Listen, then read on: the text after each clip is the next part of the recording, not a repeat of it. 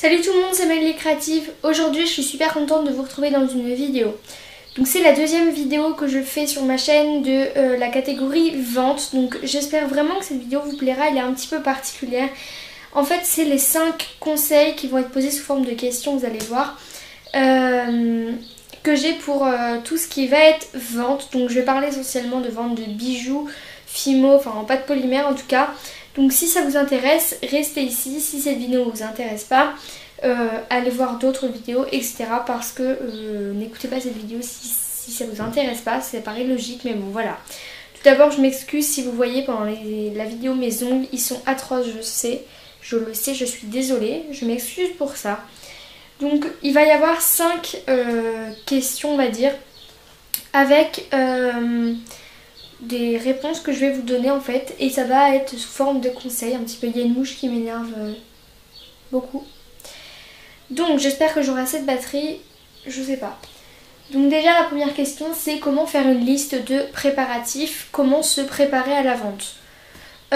Donc moi ce que je vous conseille, si vous faites des ventes de bijoux en bâtiment etc., vous faites une liste sur ordinateur en fait, vous mettez, comment dire, vous mettez par exemple coccinelle x3, non vous marquez petite coccinelle et ensuite vous faites 3 petits ronds, bah en fait vous faites des hauts, enfin vous appuyez sur la touche haut de votre clavier, ça fera des ronds.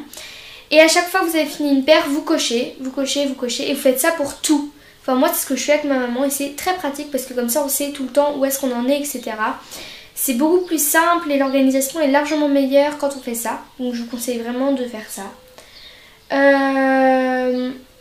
Ouais franchement c'est le conseil majeur. Enfin après voilà. Si vous pouvez retenir tout, bah retenez tout. Mais bon je pense que c'est le meilleur bloc-notes qu'on peut avoir par rapport à une liste de préparatifs pour aller vendre. Voilà. Deuxième question, deuxième conseil, que prendre le jour J? Donc le jour J, je vous conseille, donc je vais pas parler des roues de secours, etc. parce que c'est une des 5 questions, donc voilà. Mais ce que vous devez absolument prendre, évidemment, c'est vos bijoux, vos présentoirs. Si vous voulez avoir des idées pour faire des présentoirs très simplement et pas cher du tout. C'est quoi que vous voyez derrière? C'est ça? Ah, il est beau, hein? Bref. Voilà. Oui donc évidemment vos présentoirs, mettez, si vous avez beaucoup de bijoux, mettez vos bijoux sur les présentoirs avant d'arriver à la vente. Faites-le le soir avant la vente, enfin voilà. Après si vous avez peu de bijoux, évidemment vous pouvez les mettre au dernier moment, mais si vous avez plusieurs présentoirs, moi par exemple j'ai 2 présentoirs de boucles d'oreilles avec du stock en plus parce que tout ne tient pas. J'ai un présentoir de bagues, un présentoir de strap, un présentoir de collier, enfin c'est un petit peu compliqué, j'ai pas mal de présentoirs et énormément de bijoux, enfin j'ai environ 200 paires de boucles, une cinquantaine de bagues, une trentaine de straps, il me semble que j'ai une dizaine de porte-clés, une quarantaine de tours de cou, enfin j'ai vraiment beaucoup de bijoux. Si vous voulez tout voir d'ailleurs je vous invite à aller voir la vidéo 10 ou numéro 44. Quel est ce bruit? D'accord. Mais évidemment si vous vendez que des boucles d'oreilles sur un petit présentoir etc, bah faites-le au dernier moment, ça sera beaucoup plus simple pour le transporter. Faites très attention au niveau du transport aussi de pas trop secouer la chose. Ou alors prenez-les avec vous dans la voiture, vous les tenez comme ça. Parce que si tout tombe c'est la catastrophe, moi ça m'est déjà arrivé que ça tombe. C'est vraiment la cata, donc faites très attention à ça. N'oubliez pas aussi de prendre votre boîte d'après et une pince, une colle. Enfin tout ce genre de trucs là, mais ça j'en parle dans la 5e question. On continue. On passe à la 3e question, 3e conseil, c'est justement des conseils pour le jour J. Je vous conseille vraiment d'avoir le sourire, déjà c'est le premier qui me vient à l'esprit. Ayez le sourire, paraissez pas triste etc. S'il n'y a pas beaucoup de ventes, n'hésitez pas à prendre votre portable pour faire des petits jeux etc. S'il y a peu de monde. Enfin s'il n'y a même personne, mais s'il y a du monde, ne soyez pas du tout avec vos portables, vous déconnectez complètement, vous posez vos portables et vous ne touchez pas. Vous posez votre tablette, tout ce que vous voulez, vous n'y touchez pas, tout ce qui est appareil électronique, etc. Vous ne touchez pas et vous parlez un petit peu avec les gens, vous entamez un petit peu la discussion, ils peuvent vous poser des questions, répondez-y simplement, etc. Faut vraiment être cool avec les gens et paraître intéressé et pas paraître ouais tu me fais suer, toi dégage, enfin voilà, paraître plus gentil, enfin je sais pas comment dire, faut être plutôt sympa avec les clients parce que sinon ça, vous n'allez pas faire d'affaires, croyez-moi. Et après ça aussi, dès qu'il y a un client, si vous avez une chaise et que vous préférez être assis, essayez de vous lever quand il y a un client. Enfin moi je sais que c'est le débat avec ma maman, mais elle me dit tout le temps lève-toi, lève-toi, lève-toi. Et c'est vrai que les clients préfèrent largement qu'on se lève à leur arrivée. Donc je vous conseille ça. Il faut vraiment être agréable avec les clients et pas montrer que vous vous ennuyez, etc. Si vous vous ennuyez et qu'il y a peu de monde, montrez-le pas et voilà, soyez agréable et ayez le sourire.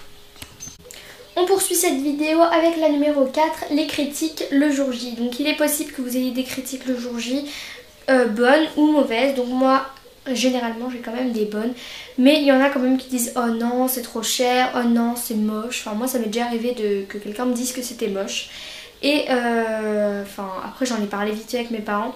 Franchement c'est comme sur YouTube, n'y comptez pas, enfin je veux dire il y a tellement de gens autour qui vont vous féliciter, vous dire... Enfin faites le pourcentage de gens qui vont vous féliciter par rapport au pourcentage de gens qui vont vous dire que c'est pas beau et que ça mérite de... Bah, ça mérite pas ce prix là, enfin voilà.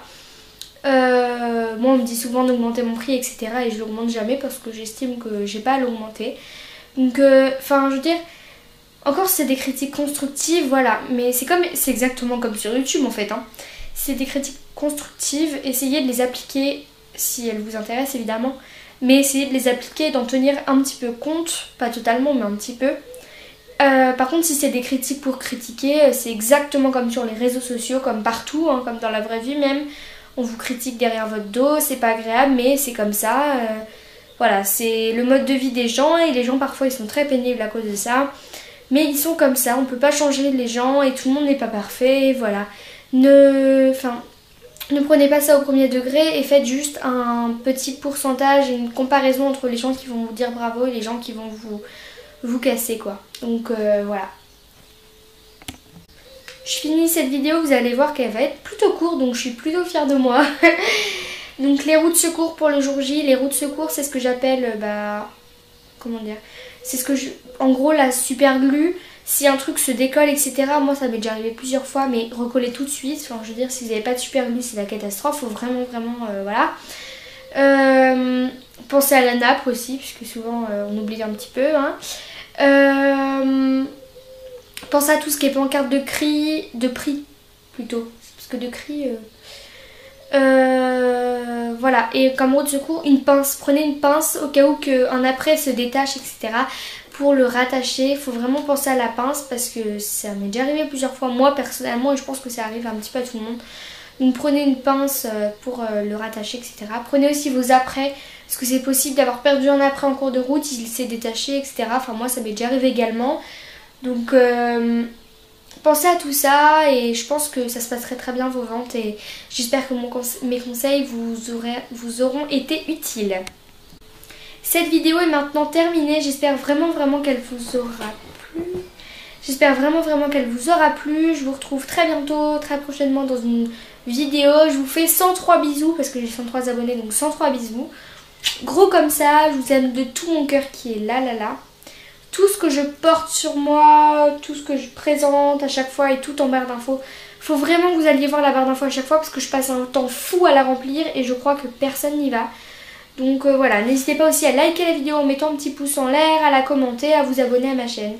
Pour vous abonner à ma chaîne, c'est gratuit, ça fait plaisir et comme ça vous pouvez suivre plus facilement mes vidéos. Donc voilà, je vous fais des centaines de bisous parce qu'on a atteint les 100 abonnés, c'est énorme pour moi, j'arrête pas de le répéter mais c'est fou dans ma tête. Donc voilà, je vous fais des énormes bisous d'amour, de Lily bisous, voilà. Et je vous fais des gros bisous, à bientôt.